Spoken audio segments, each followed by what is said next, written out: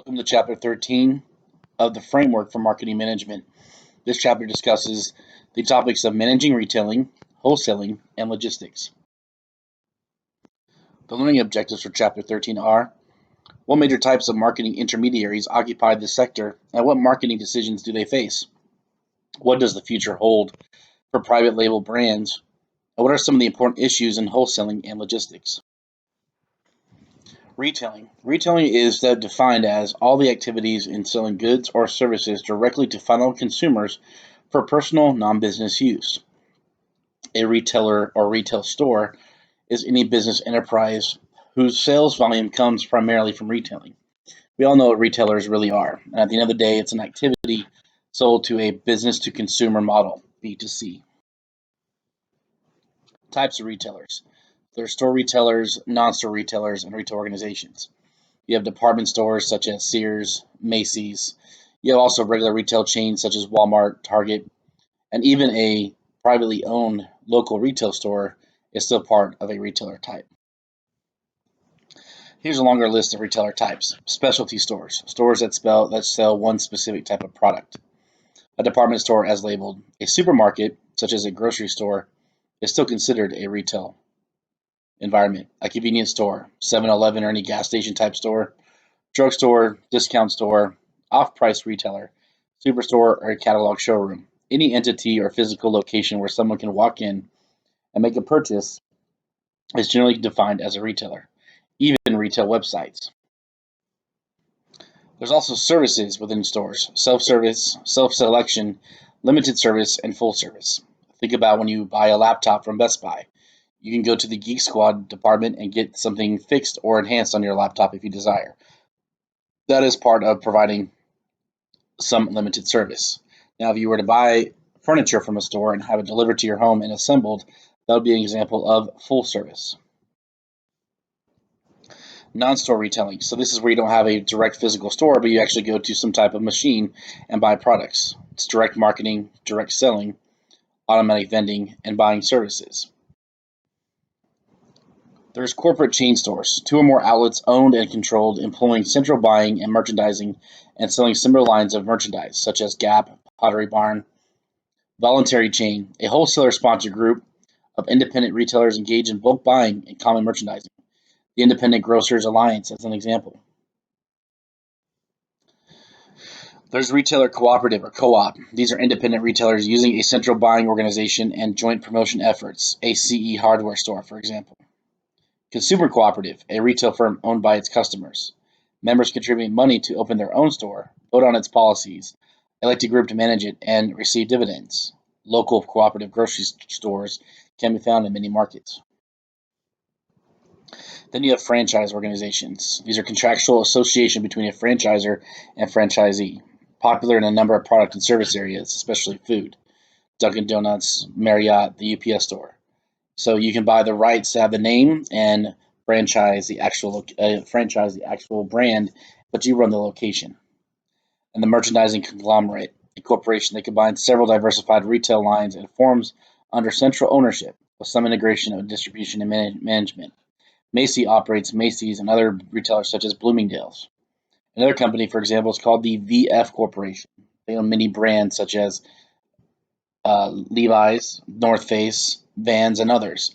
So this chapter is all about talking about the conglomerate aspect when it comes to sharing wholesale and logistics back-end operations to support multiple channels of distribution and retailers. The modern retail marketing environment. A retail marketing environment is a variety of new retail forms, growth of giant retailers, a decline of middle market retailers, discount retailers are improving, and the emergence of fast retailing.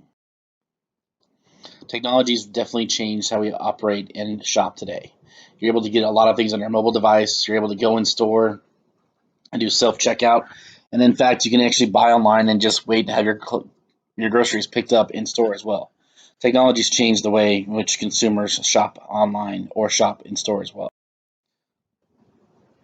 So retailer marketing decisions. These are things that as a retailer marketing professional, you have to keep in mind. Who's your target market for this product or service? What channels do I want to distribute the product? Is it in store? Is it online? Is it mass market or regional? What is that product assortment. Perhaps I offer a very narrow focused assortment in store, but offer a more vast product offering online. How am I going to procure that product and get it to the shelves? And obviously pricing. What services do I want to provide? Warranties, extra services, that are in store as well, packaging for products, things of that nature. What is a store atmosphere? Do you have any kind of experience in the store to make people come in? Costco is great at providing samples of food or products before people buy it. Do you provide that type of experience in stores as well? Store activities and experiences, communications. Do you have great communication with your customers? Do you follow up with them after their purchase with a survey? Do you give them great loyalty programs to offer and entice them to come back and shop with you? And then location. Are you at a location convenient for your consumers?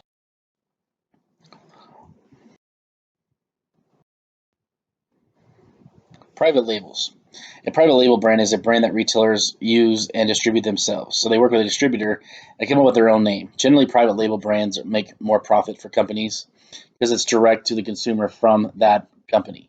There's no intermediary or vendor partner, right? What they're doing is those generic brands are usually known as private label. There's a lot of success in private labels. Again, more profitability and more opportunity to differentiate yourselves from competitors. Wholesaling. Wholesaling includes all the activities in selling goods or services to those who buy or resell or of business use.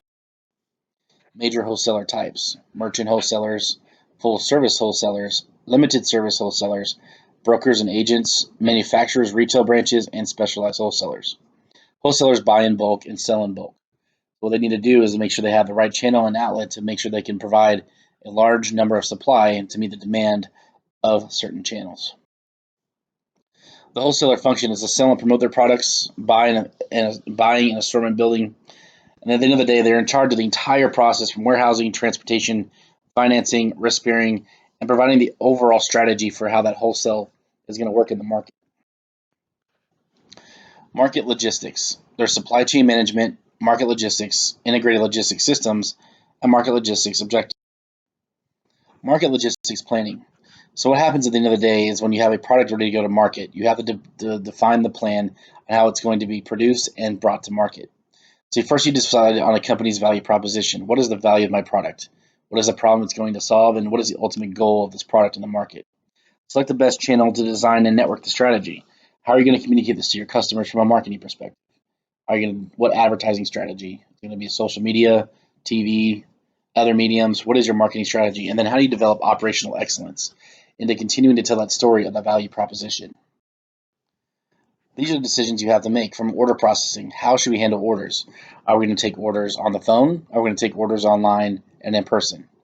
Warehousing. Where should we locate our stock? Generally, you make warehouse decisions based on how far you're going to distribute your product. Perhaps you have multiple warehouses to fulfill multiple locations and destinations to ship your product. How much stock should we hold? This is where you work with supply chain to understand the demand and forecast how much inventory you actually need to meet that demand. And transportation. Am I going to ship this on boats via airplane? Am I going to ship this with what method with UPS or FedEx? Who am I going to partner with from a FedEx perspective or UPS?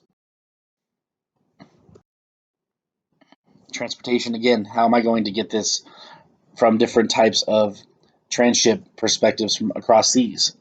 Very important to understand your international transportation strategies as well. This concludes the chapter, and it's a high-level overview. Please read the chapter, look at the other videos accompanying this week's lecture, and also be sure to get your assignments in on time. Thank you very much.